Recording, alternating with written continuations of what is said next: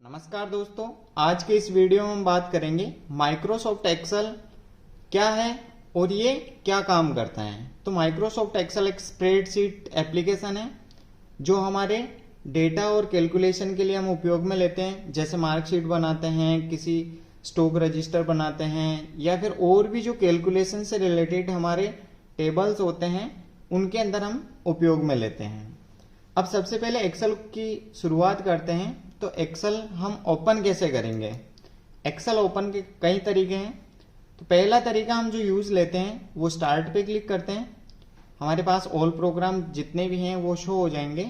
हम नीचे की तरफ स्क्रॉल करेंगे, यहाँ इस सीरीज पे एक्सेल आएगा, यहाँ से क्लिक करके आप ओपन कर सकते हैं। दूसरा तरीका, आप माइक्रोसॉफ्ट ऑफिस जो एप्लीकेशन है उसका फोल्डर देखेंगे एम सीरीज पे। यहाँ पर जैसे ही क्लिक करेंगे विंडो 10 से नीचे की विंडोज के अंदर, तो वहां पर आपको Microsoft Office, Excel, PowerPoint, ये सारी की सारी चीजें मिल जाएगी। उसके बाद तीसरा तरीका हम यूज लेते हैं। यहाँ पर एक्सेल अगर हमने स्टार्ट मेन्यू के अंदर पिन कर रखा है तो हम यहाँ से भी ओपन कर सकते हैं। उसके बाद अगर हमें यूज करना है तो विन की प्लस आर, विंडोज की के साथ में हम आर प्रेस करेंगे, रन कमांड ओपन होगा। यहाँ हम एक्सेल को प्रेस करेंगे। जैसे एक्सेल टाइप किया उसके बाद हम ओके करते हैं तो हमारे सामने एक्सेल ओपन हो जाएगा। जैसे ये एक नया एक्सेल ओपन हो गया।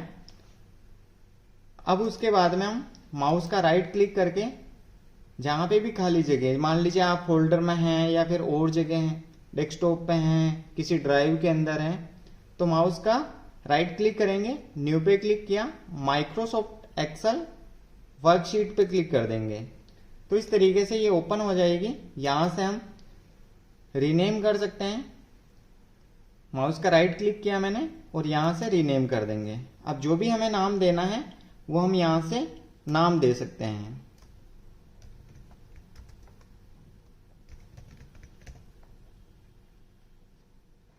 अब जैसे मैंने न्यू शीट लिखा तो इस तरीके से ये शो हो गया। अब हम डबल क्लिक करके इसको ओपन कर सकते हैं।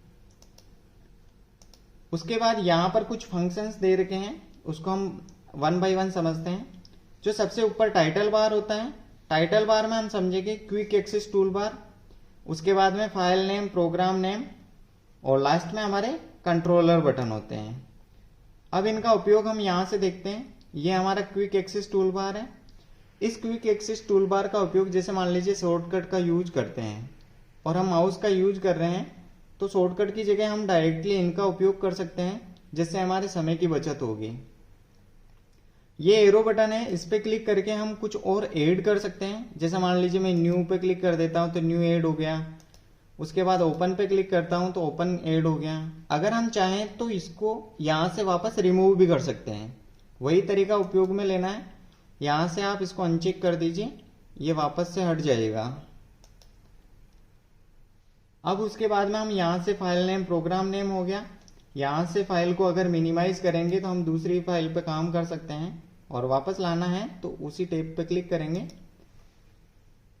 अब उसके बाद हमारे पास नीचे टैब्स आ जाते हैं, जैसे होम टैब हो गया, insert, draw, page layout, formula, data, review, view, advance, developer, ये कुछ टैब्स हैं मैंने एडिशनल ऐड किए हैं। अब उसके बाद हम नीचे की तरफ देखते हैं तो हमारे पास जो आते हैं वो ग्रुप्स आते हैं। अब प्रत्येक जो टैब हैं उनके नीचे, जैसे अभी क्लिपबोर्ड आ गया, फॉन्ट आ गया, अलाइनमेंट, नंबर्स, वैसे हम इंसर्ट पे क्लिक करेंगे तो यहाँ इंसर्ट के आ गए, जैसे टेबल्स आ गए, इलस्ट्रेशंस आ गए, एडिंग्स आ गए, चार्ट आ गए। उसी प्रकार ड्रॉ के हैं, पेज लेआउट के हैं, फॉर्मूलाज के हैं। तो ये सारे के सारे जो टैब्स हैं इनके ग्रुप्स हैं। ग्रुप्स के अंदर कमांड है, जैसे मान लीजिए क्लिपबोर्ड ग्रुप है, इसमें आपका कट आ गया, कॉपी, पेस्ट, फॉर्मेट, पेंटर, इन सभी कमांड का उपयोग हम कर सकते हैं। उसके बाद जैसे हम नीचे की तरफ चलते हैं तो यहाँ पर हमें सेल एड्रेस दिखेगा। अब इस सेल एड्रेस, पहले हम समझते हैं कि सेल कैसे बनेगी। तो जो भी आपके ये ABCD हैं, ये सारे के सारे आपके कॉलम नंबर हैं। अब उसके बाद 1 2 3 4 5 जितने भी हैं ये आपके सारे रो नंबर हैं। जहां पर रो और कॉलम दोनों मिलते हैं उसको हम सेल बोलते हैं। अब जहां पे भी आपका कर्सर होगा वो एक्टिव सेल आपका एड्रेस कहलाएगा। जैसे मान लीजिए अपन यहाँ पे देखते हैं, अब मैं एक्टिव सेल यहाँ पे क्लिक कर रखा है मैंने, तो यहाँ पर D5 आपको शो हो रहा है। अब मान लीजिए मैंने इस जगह क्लिक कर दिया तो आपको L6 शो हो रहा है, L और इधर से 6 नंबर है, ये दोनों हाईलाइट हो जाएंगे। जिस भी क्लिक कर रखा है आपने कॉलम और रो को, वो दोनों तरफ से हाईलाइट हो जाते हैं। जैसे मैंने अभी चेंज किया है तो ये E और ये इधर 11, तो ये हमारी सेल हो गई। तो हमारा सेल जिस पे भी एक्टिव है, जो भी सेल एक्टिव है उसका एड्रेस हमें यहाँ पे शो करता है। उसके बाद आता है हमारा जहाँ पर FX लिखा हुआ है, इसको बोलते हैं फॉर्मूला बार। फॉर्मूला बार में हम कोई भी सेल एडिट कर सकते हैं। जैसे मान लीजिए यहाँ पर है, अब इसकी संख्या को मुझे एडिट करना है तो ये फॉर्मूला बार के अंदर आ गई। अब मैं यहाँ पे क्लिक करके इसकी क्वांटिटी चेंज कर सकता हूँ। जैसे मान लीजिए यहाँ मैंने 20 कर दिया तो हम यहाँ पे क्लिक कर सकते हैं, या फिर किसी भी इसको डबल क्लिक करके भी आप एक्टिव सेल को एडिट कर सकते हैं। तो हम कॉलम, रो और सेल ये चीजें समझ ली। उसके बाद हम देखते हैं यहाँ नीचे जैसे कुछ नेम दे रखे हैं, तो ये सारे के सारे हमारी सीट होती है।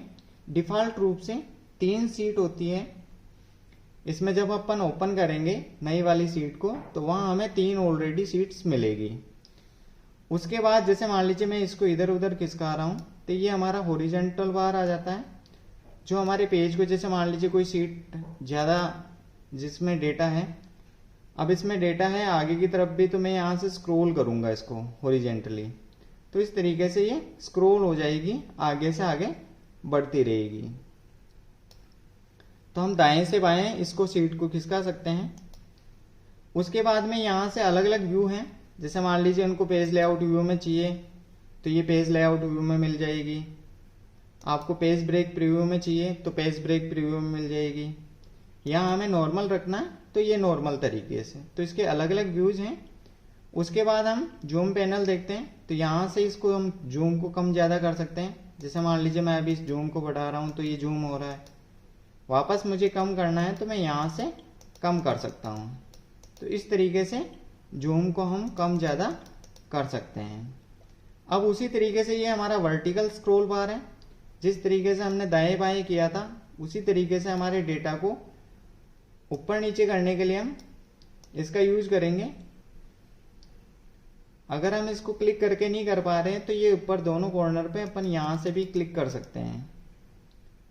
तो इस तरीके से हम ये सारे की सारी चीजें देखते हैं जो हमारे काम की है।